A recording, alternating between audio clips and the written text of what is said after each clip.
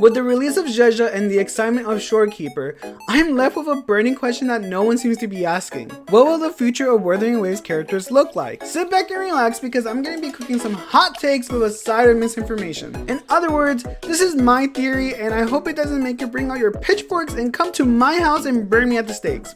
Please don't do that. I want to make something loud and clear. I don't really care for power creep. What is power creep? It's when a future character outclasses, outmatches, and outperforms a previous character from previous banners. And I fully understand that this is how gacha games make people pull on future banners. So I can't deny that my favorite characters are going to fall victim to this method. However, I encourage everyone to play what you want, build characters how you want, and pull for whoever you want because gacha games are about getting the characters that appeal to you the most. With that said, how will future characters differ from the current ones, and how will they be better? Of all the banners we had, we only had 2 main DPS and 3 sub DPS banners, and so far they all seem to be fairly chill. What I mean is, Jian still has a place in the current meta.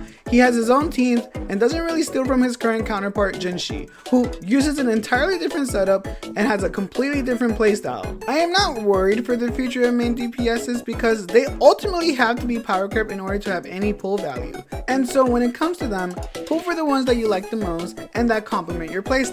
Sub DPS, however, seem to have a trend of having an ultra skill that applies a separate effect and buffs the damage of their corresponding element. And this is where my concern lies, because what will happen when we have a sub DPS for each element?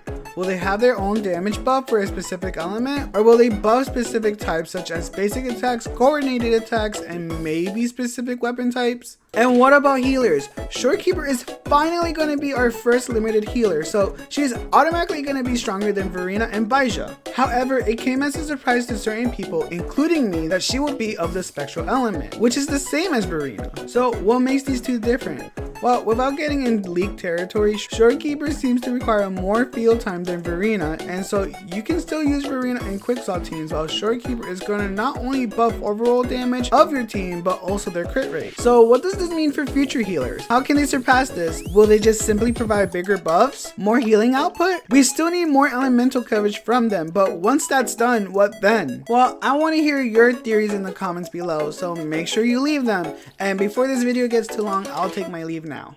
Bye!